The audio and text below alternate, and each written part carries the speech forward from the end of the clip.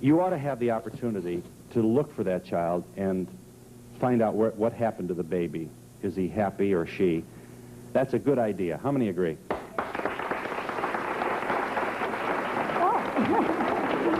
All right. Once you surrender a baby for adoption, once you give the baby up, make that decision, sign the papers, that's it. You should stay out of that child's life forever.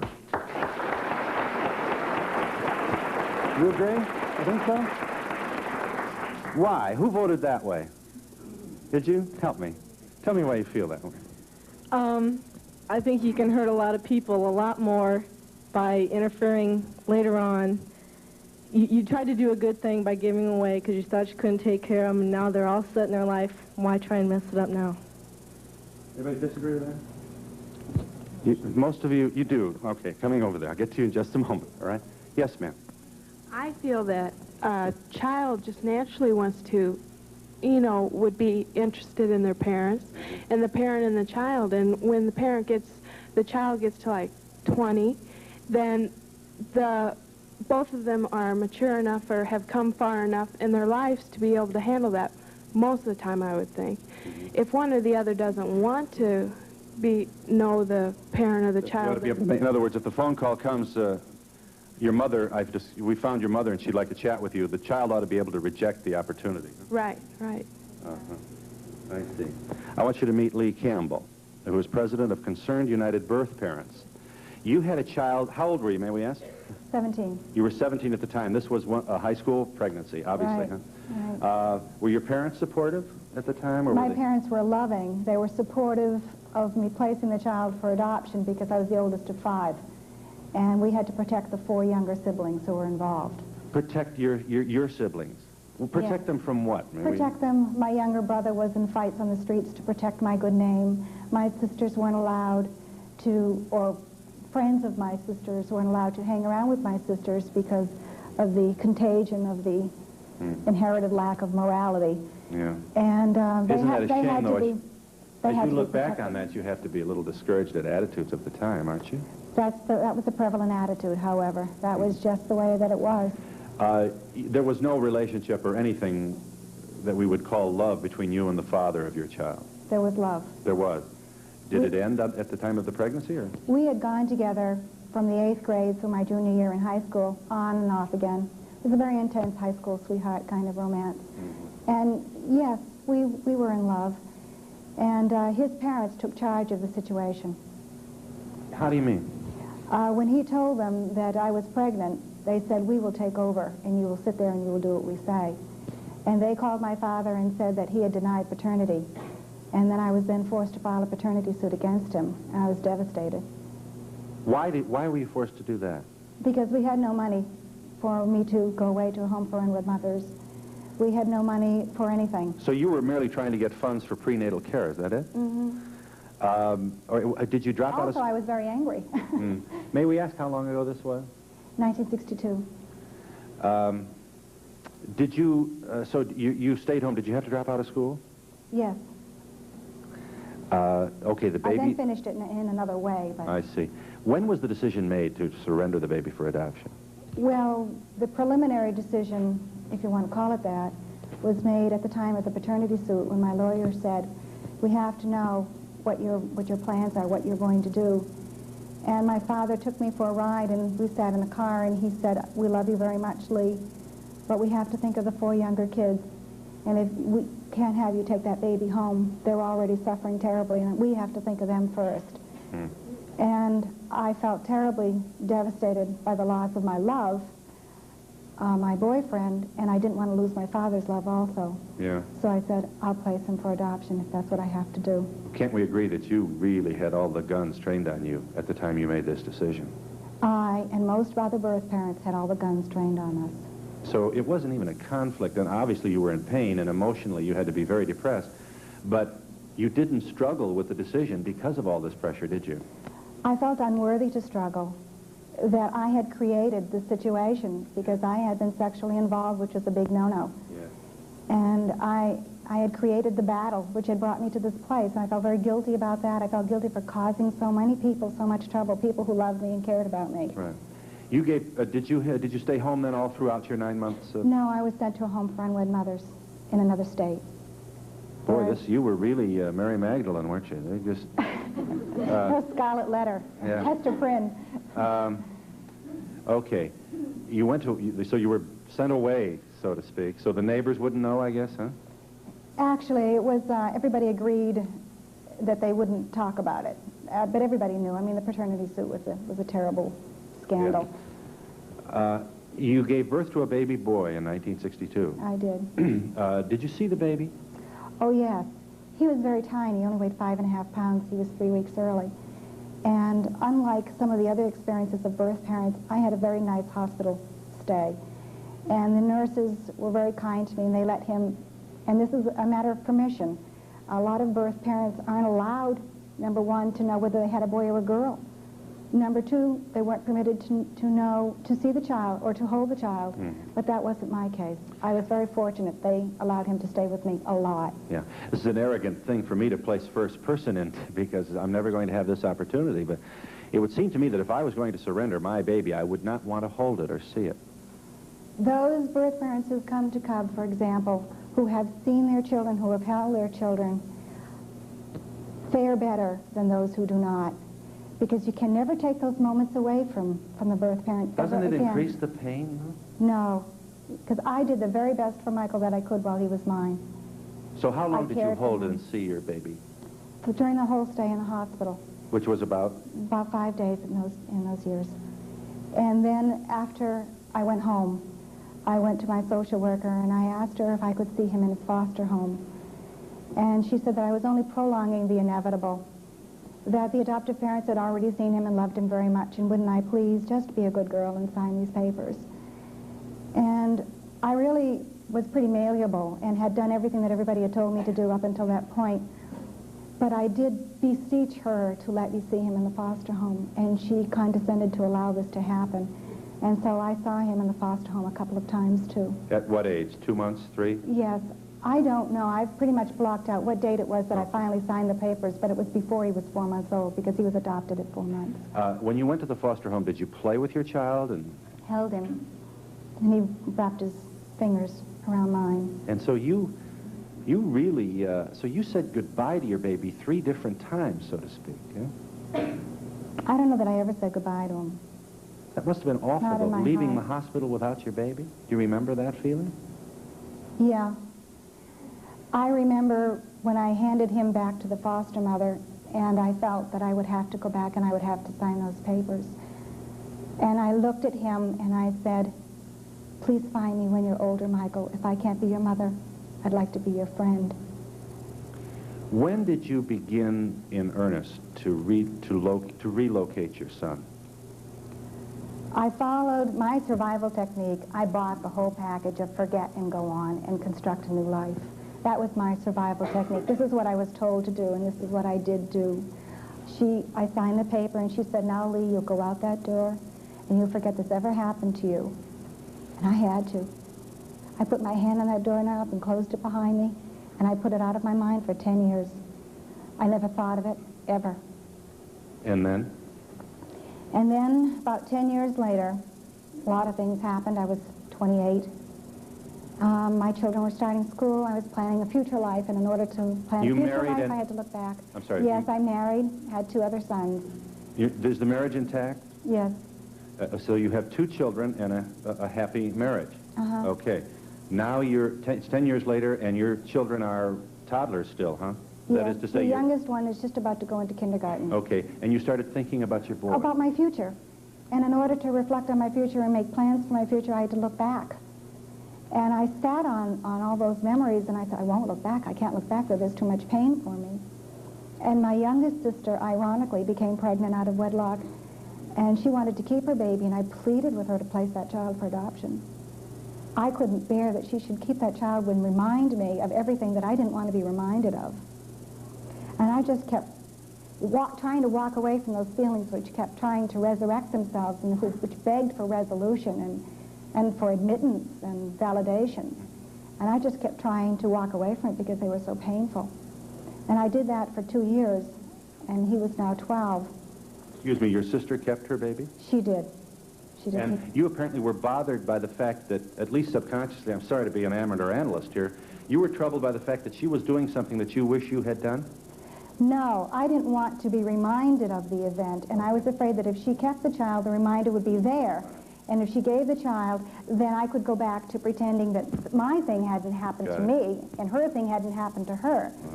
It's 12 years later, and your baby is 12, we should say. Your boy is 12. Go ahead. And I was still trying to walk away from it, still trying to back away from it. And then I saw a movie on television, The Strangers Who Look Like Me. And this is about an adoptee who was searching. And it wasn't just me anymore.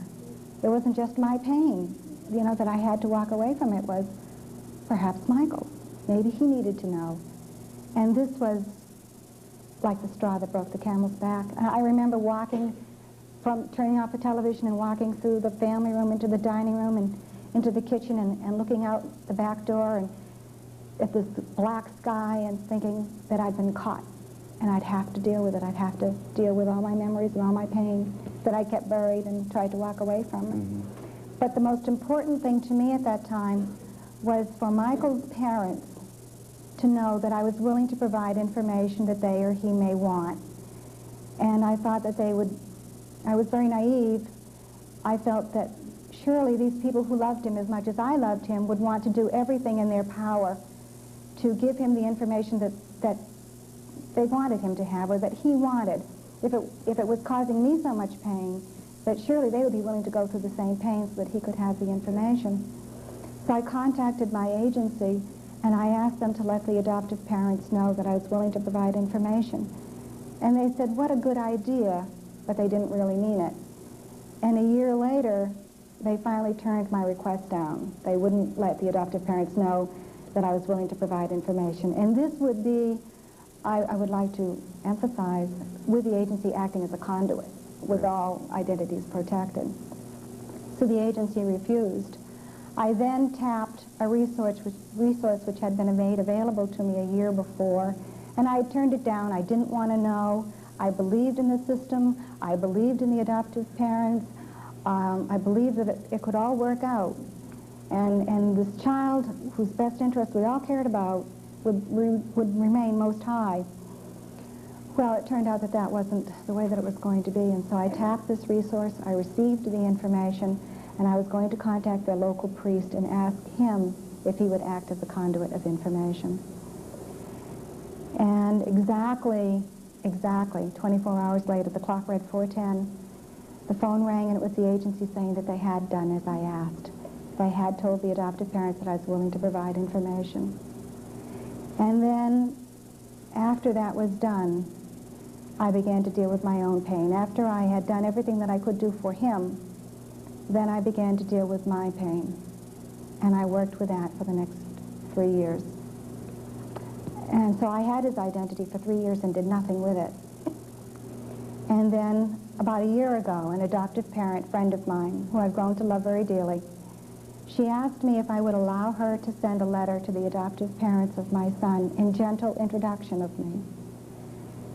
And she sent me letters all summer long, the drafts of this letter that she proposed to send. And I deliberated very, very hard on this. And then finally last September, I gave her the okay. And she sent the letter to the adoptive parents, and 2 weeks later, Michael's mother called me. And she said, we'd like to meet with you. And I said, okay, I'd love that. Michael is 16 now. Michael, just going on 16 now. And so Michael's mother and father met with me with the idea, they admitted during the meeting, of bringing the issue to closure. They were going to tell me to go away. And during this 4-hour conversation, something changed. And they realized that they liked me, that I wasn't the fantasy creature that they thought I was. They realized that my caring was sincere. And they said, all these years, Lee, that you've been growing with it, we've been sticking our heads in the sand and playing ostrich. Now we have to grow too. And so they asked me for time to consider the situation and make decisions, and I said, of course. She called me the very next day. They grew up very fast. And she said, the more we talked about it, the more right it seemed. And we asked Michael today if he would like to meet you. We said that we had met you and that we had liked you. and that he had 2 brothers. Michael was an only child. And it was to be Michael's decision. And I just held my breath, and she said, he would like to meet you. So I said, okay, I'd like that very much. And she said, can you come up next weekend? So I said, okay. So my husband and our 2 sons and myself drove 4 hours to his home and met Michael. Did you walk up to the door and ring the doorbell? Or? Yes. Of course, you know, they were expecting us. And his father was at the door. It was very welcoming. It seemed very right. It seemed very natural. It didn't seem strange. So, but when you met Michael, you were in the company of the rest of your family and his family. Yes. I walked into the house first, and his mother was there. And Michael was walking up behind her, and she introduced us. She said, Michael, this is Lee, and Lee, this is Michael. And Michael, and I don't know who made the first move. Nobody who's reunited ever remembers who made the first move. But he put his hand in mine, and I put my other hand around his, and he said, hello again. And I said, hello again, Michael. And then my husband and the kids were in the room, and Pat, Michael's mother, said, this is Scott and Todd, and this is Lee's husband, Dave. And Michael just went to them like a bee goes to honey. And we sat down in the living room, and I noticed an unusual game, and I asked about it, and before I knew it, Michael was down on the floor, and he was showing Scott and Todd how to play this game, and we've just gotten along beautifully ever since. How did he look? Just exactly like I thought he'd look.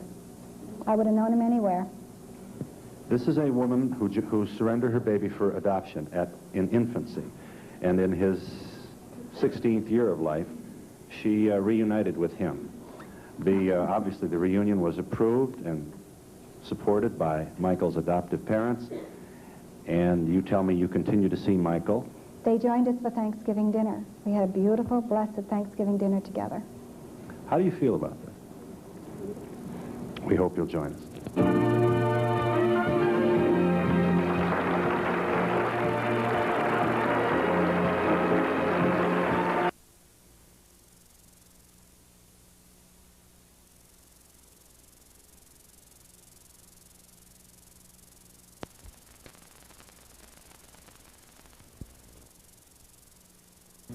From Chicago, you're now in touch with Donahue.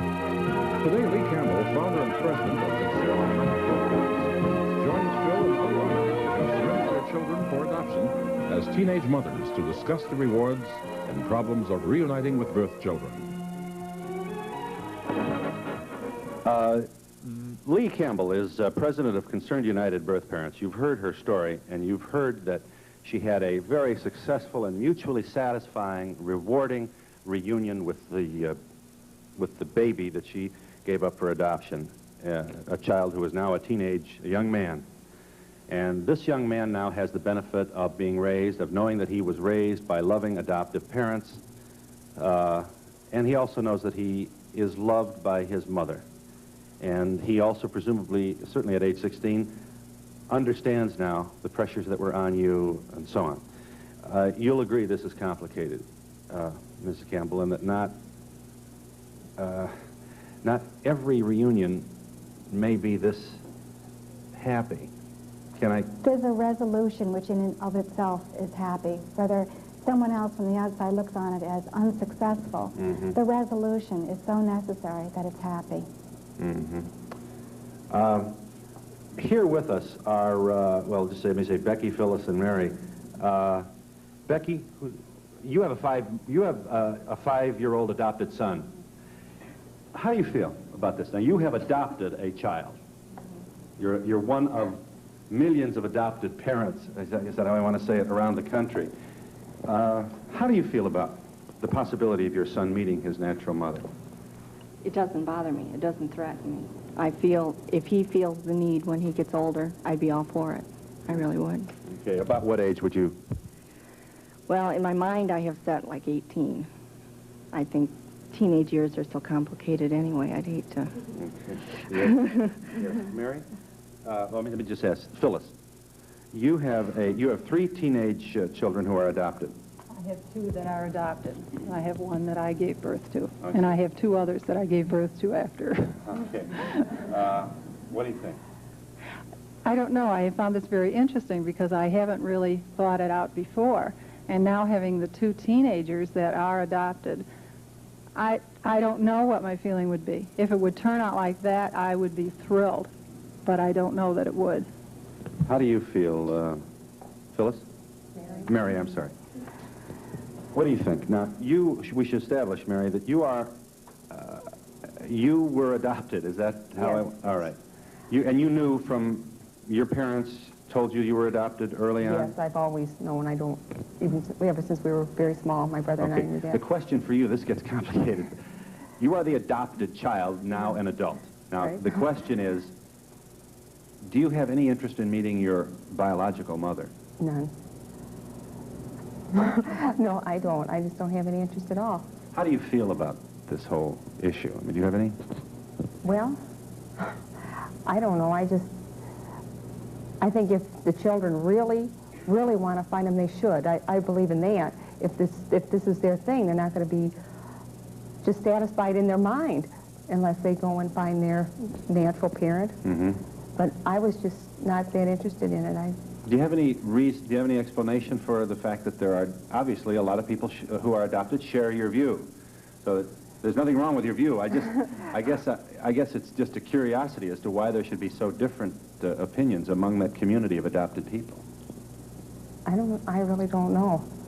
I just know that I myself am not interested in finding a...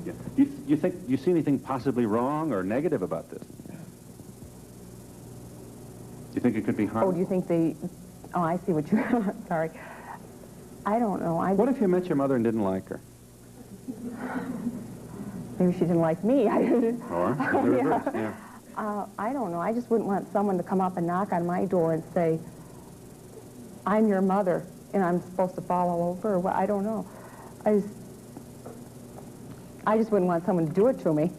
Joanne, you don't want to be snuck up on, is what you're saying. Maybe that's it. But if you had the option, if she were to call you and say, I'd like to meet you, would you be willing to meet with me? I don't think I would, no. You would refuse to meet with her? I think so. Why?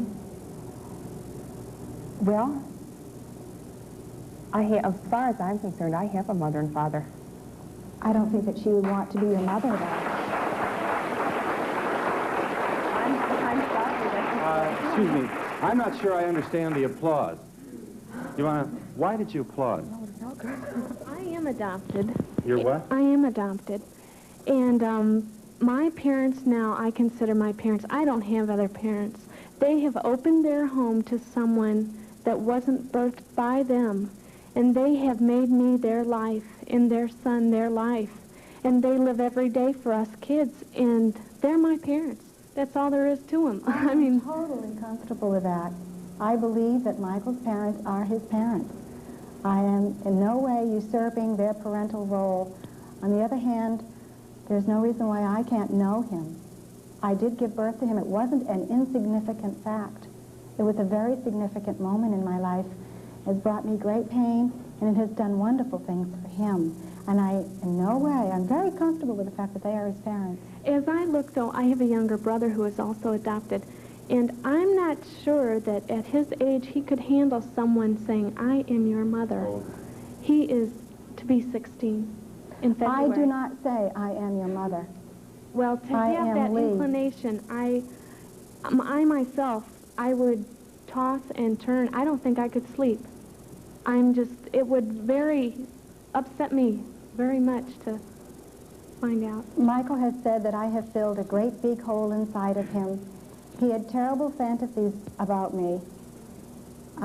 Whenever he went to Boston, which is where he was born, he would have terrible nightmares beforehand about green monsters popping out of great big apartment buildings. He thought I was a fat Italian lady with 14 kids living in a ghetto. He really did. He had to put a pillow over his face because he was so embarrassed. Because his fantasy was all wrong. But now the fantasy has been replaced with reality. We'll be back in just a moment.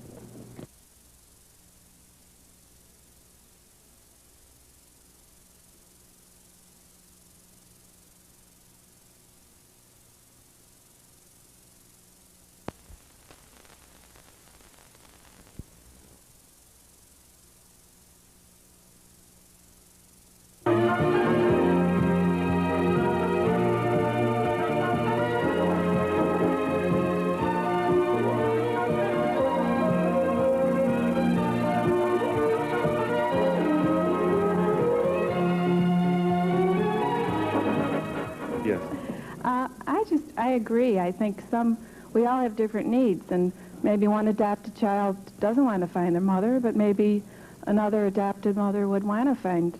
So, I think it's basically honesty with ourselves, and maybe it wouldn't bother. Maybe it wouldn't bother me, and maybe it would. I don't know. But I think you should be given it should be, I don't know if a law or what, but I'd like it to be when they're 18. I don't know if I'm all for options and for laws not legislating other people's lives and interpersonal relationships, and let people make their own decisions. I feel that if it fills a need in both the mother and the natural mother and the adoptive child, and they're both old enough and mature enough, I think it should be done. yeah, I wonder if I would feel threatened as an adoptive parent. That's really one of the things, isn't it? Sure. The maturity of Michael's parents is very manifest here, isn't it? They were threatened. When we went into the meeting, they were threatened. They were going to bring the issue. Sure. How do they know? You might have Melvin Belli and F. Lee Bailey waiting in the wings. Sure. True. I mean, they don't know that. Yes. I have an adopted daughter. I think part of the question here, the original question was, should the parents have the right to seek their child? Yeah. I think the child should have the right to find out about the parents if the child wants to. But it shouldn't be in the reverse? It should not be in the reverse. I have no...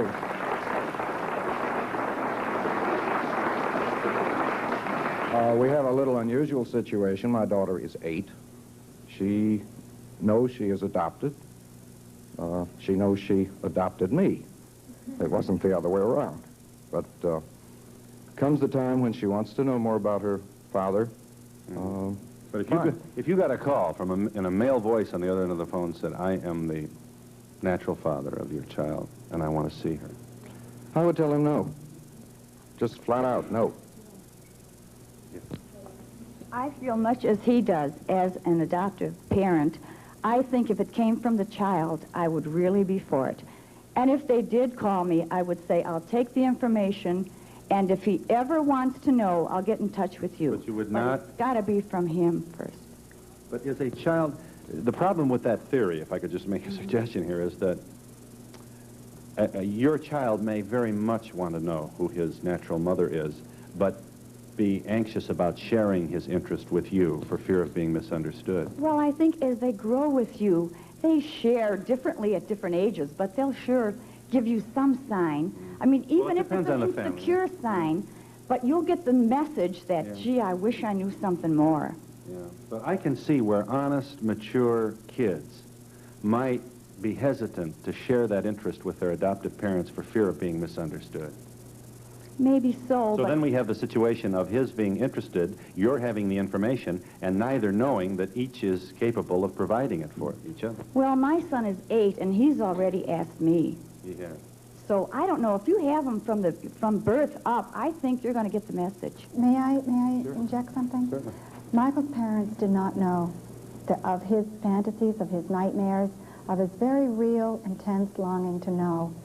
He wasn't able to tell them, not because he wasn't able to share, but because he didn't want to hurt them.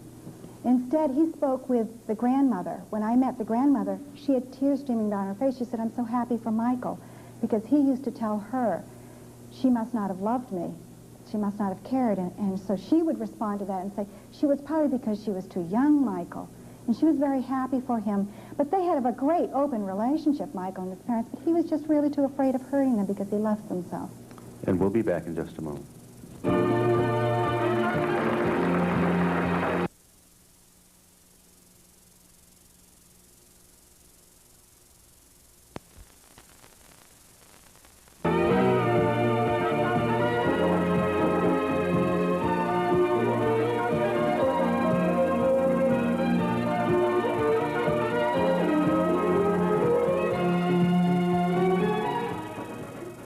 Campbell is president of Concerned United Birthparents, an address for which we will have available prior to the end of our program. If you joined us late, these are parents who gave, we should say mothers. Fathers involved? Fathers. Fathers. Fathers too. Okay, mothers and fathers who surrendered babies for adoption at birth for whatever reason. Often, if we're talking about teenagers today or those over 20, we're talking about the pressure that went with a high school pregnancy. I mean, there's always, certainly, it's one of our national problems. There are far too many unwed teenagers becoming pregnant. And if you'll recall that being pregnant in the 50s, if you were in high school, it's no picnic today, but it was really, would you say, 4 or 5 times worse then, yes. Now these parents are saying, I want to meet my child. I don't want to take my child away from the adoptive, loving parents, but I want at least my child to know that I'm interested in seeing him. If those parents said no, you'd have lived with that, wouldn't you? For a while, but I had to resolve it. What would you have done? Would you have played hardball? I don't know. I certainly didn't have a plan. All right. She gave her baby up at age 17, and when he was just about 16, you sought him out, and with the permission of his parents, she reunited with her son. And so we're asking you how you feel about this. I just want to establish that Joanne Grauby is here. Mrs. Grauby, you're a member of Concerned United Birthparents. Yes. You have a child? I have a somewhere, daughter, huh? yeah. A daughter. Yeah, she'll be 25, she'll be 20, October 25th of this year. And you have not found her? No. You want to? I absolutely want to. And you will not rest until? Well, you know, there's only so much a birth parent can do. Ideally, I would like to wait for her to find me. But, you know, none of us know how long we're going to be around. And I would like to sit and say, well, 10 years from now, if she finds me, that's wonderful. I'm sitting here waiting for her to come. But I've been sick since the year after I gave her up. I've had 13 operations. I've almost died 5 times. I'm not going to wait. Sure, there's not a lot I can do, but I can let her know some way that I'm out here. Do you know her first name? I know what I named her, but I know nothing. What did you name her? I named her Kathy. Was yours a similar circumstance? Yeah, I became pregnant when I was 16, and as soon as my mother found out, she sent me to the pastor of my church, and he said, well, the only thing you can do is give her up for adoption. They sent me 200 miles away to a home for unwed mothers where I spent the next 5 months, and there was no one there I could talk to except the other girls. There were about 50 of us there at any given time. And when I tried to talk to the social worker, I didn't get very far if I expressed that I would like to keep my child. And when I had her, the next day I asked to see her because I was out when I had her. And the nurse said, you can't see her. You signed a paper not to. And I said, I signed nothing. So finally she took me into the nursery and sat me down in a chair in this little room and wheeled my daughter in, and she was sleeping. And I reached over to pick her up, and the nurse said, oh no, don't wake her up. And I said, why? Well, we just got her to sleep. And of course I was brought up to respect my elders and listen to what they say, and I listened. So I looked at her for 5 minutes, they took her away, and that was the last time I saw her. The next day I asked to see her, and they said, she's gone. I said, where? Well, she's already gone to the adopted family. Well, when I got my records this year, she was there as long as I was. Oh, you did succeed in getting your records? Well, my records. I mean, your pertaining to hospital me. records. Yeah. Well, you are here. Would you like to take advantage of this national television exposure? Absolutely. Well, let's find out what we know. Your child was born on October 25th, 1959 at General Hospital in Minneapolis, Minnesota. She was adopted through Lutheran Social Services on Park Avenue in Minneapolis. I understand she's in a family of 3 adopted children, 1 older, 1 younger. She's probably a Lutheran, and I think she's in college. And she will be 20 this October. She'll be 20 in October. And what I really want is one time to see her face to face. If she finds that I don't fit into her life after that, I have to respect that. Don't you have to respect her adoptive parents, too? Oh, absolutely. I'm not trying to take their child away from them. That's ridiculous. I know this may sound like a silly question, but how would you verbalize the answer to this? Why do you want to see your daughter? Because in my heart, she's my daughter, and she always has been, and she always will be. I was not lucky enough to have other children. Not that that makes a difference. There's plenty of birth mothers with children. But this is my only issue, if you will. Why shouldn't I see her? She's an adult, I'm an adult. We both have the option of saying no. I'm not going to hurt her. I can't parent her. You know, that was taken away from me. Somebody else parented her. And I just feel that I shouldn't be a threat to adoptive parents. If they've parented her and, you know, if they're not sure of her love by now, or if they're not secure with their relationship with her now, they never are going to be. You feel that you were the frightened 16-year-old pregnant child who really kind of fell into the decision-making process of adults, and in some sense, I made no decision. And a bureaucracy. Do you have any indication that that continues, or are we respecting the rights of pregnant teenagers more now? There are agencies now, and people in agencies who do give people options, and every option. There's still people in agencies who do not give options. Who are paternalistic? Absolutely. We have members who come to CUB who surrendered a year or two ago. As a matter of fact, we sent out questionnaires to all of our members, and we received all the questionnaires back, and regardless of whether you surrendered a year ago or 2 years ago or 20 years ago, the reasons are still the same. They had to please their parents, they had to please their saviors, they had to please society. There's another issue here, and I want to be careful. This is not an accusatory observation. It is rather, I think, something that has to be considered here. It might be, even subconsciously, an agency might lean on a pregnant teenager to surrender a baby, especially a white baby, because of the tremendous demand for those babies. They are in business. It is a supply and this point should be made. factor. There is money involved in this. You bet. There is. We'll be back in just a moment.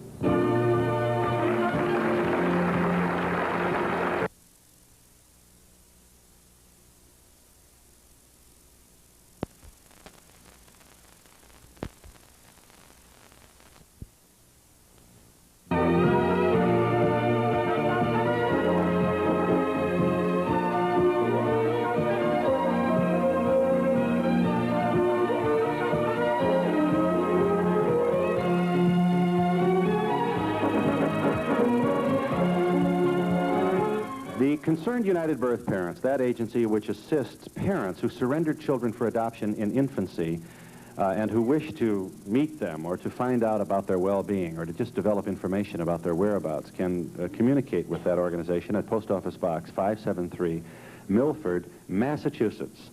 That's Massachusetts. However confusing are these two-letter designations for states. The zip in Massachusetts is 01757. Post Office Box 573, Milford, Mass. 01757. Yes, ma'am. I'd like to ask Lee if she considered what it would have done to her if Michael had said, no, I don't want to see you. I did. I knew I was taking a risk. But I had reached a place where I was strong enough, I think, to handle that. And I really wanted him to do what was right for him. He has always been my foremost consideration, and then, too, when I took that risk. I'd like to ask Mrs. Campbell, what advice does she give to teenage girls that are pregnant? To go to an agency which will give them written, informed choice, fact sheet on the economic and peer support systems in her area, and to go to an agency which will allow open adoption, not a closed adoption. We really can't espouse a closed adoption with its secrecy, but more and more open adoptions are coming into being, and we certainly espouse that. By open, you mean? Where everybody knows everybody. Private adoptions have long held this kind of thing, and subcultures in Hawaii, in the black community, have long held open adoptions. This is pretty much a middle-class syndrome, the closed adoption.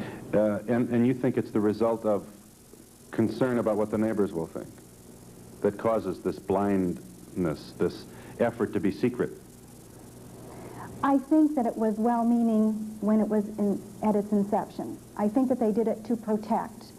But I think that people don't need to be protected anymore, that they can protect themselves, that they have resources available. It's demeaning to be protected. I feel that the child should be asking for the mother, but I can certainly understand your feeling when you know, if you've had your own children, you think, gosh, you know, they're so wonderful. It's such an emotional event that... So your feeling is what? You're glad you did what you did? Well, I think it really worked out great for them. I don't know if it can work for everybody, though. I just really doubt that it could. Yes, yes, sir. So little time. Yes, I feel that a person births a child.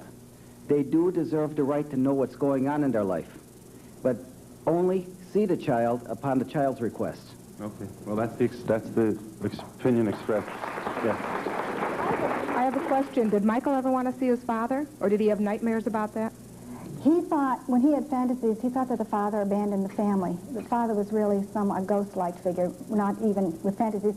But he does want to meet his birth father at some point, and his birth father is receptive and eager to do that. You know the whereabouts of his birth father? We are in communication, yes.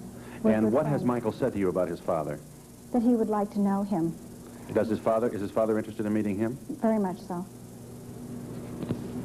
I would have to say that I totally disagree with you. I have been on both ends of this. I was a 16-year-old that kept my child and would never give it up under all the strain that you have mentioned. I am also, right now, trying to adopt a foster child. And my foster child knows his mother. And you speak of nightmares, and when this foster child's mother comes to visit him, he goes through a whole night of nightmares after seeing her, which he does not do in my care. Well, but if the child is old enough to make a decision for himself, why be so maternalistic or paternalistic? I don't disagree with the fact that she should want to see him, and if the child does want to see her, that is his choice. Well, that's what happened here. No, her child didn't seek out to see her. Well, at least the child was given the opportunity to decline the occasion. Okay, if he or she would like to see their mother, that's a different story. But I feel like I did not sign those papers. And I feel if she signed those papers, she signed away her rights as a mother. And Have you heard the testimony here of these women? Let me also If I could just make a point, it sounds like you're being awfully hard on a 16-year-old who didn't stand up for her own rights. No, that is not the point. I'll tell you what I'm actually down on is, the fact that a mother should seek out. I don't have the situation she has where, the child does not know his mother. But I have also sat through court after court after court after court hearings where her as a mother has every right in this world, and it's unfair. She thinks that because you're the birth mother that you get too many rights at the expense of others, that the law favors you. None. There is a horror story in Minnesota where a child was, adoptive parents after almost 2 years had to give the baby back. But you know why? Because the agency did not give the birth parents an informed choice to begin with, so that they made that decision without pressure. Also, they reneged on that decision. They revoked that decision within 2 weeks.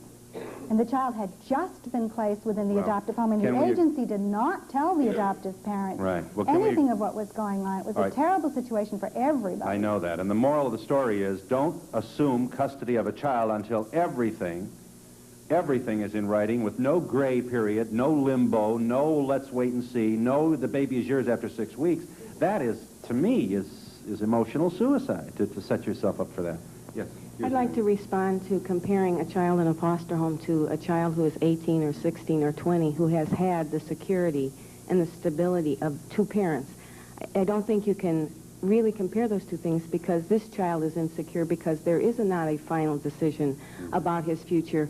With this lady's son, there was, a she's whole saying that she's saying that when the birth parents of your foster child visit him on occasion, that's an entirely different situation than an final adoption procedure, which was the case in your babies.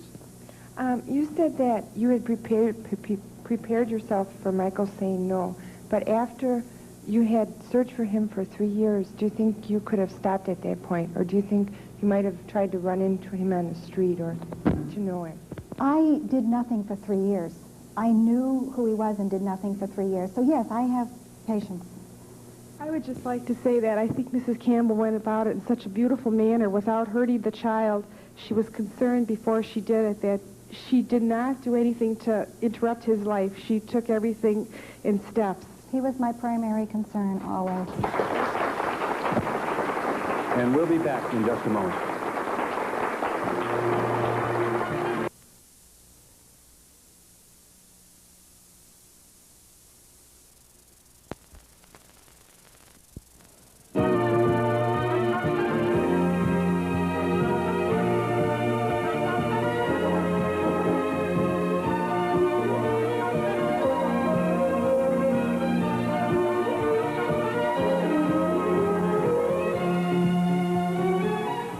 Concerned United Parents, that group of adults who are looking for babies that were surrendered at the time in infancy.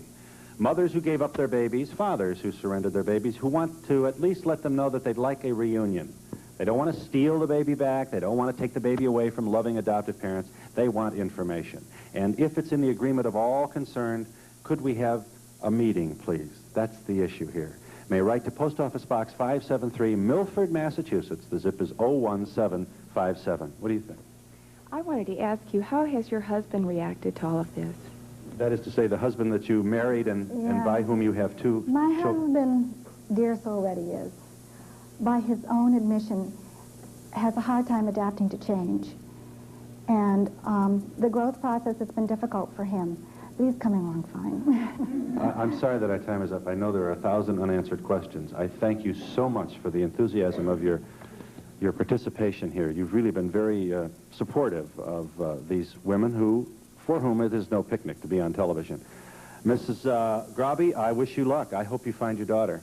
I do. I thank you for sharing with us the opinions that I know others who are in this circumstance hold. And I hope you all have a nice day. Goodbye, everybody.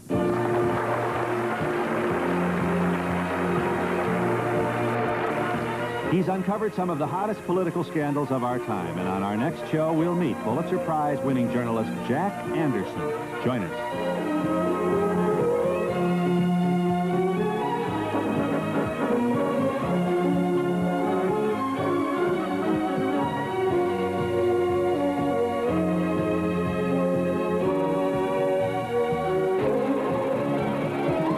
Provided and promotional fees paid by the following: a whole new breed of Mustang 470.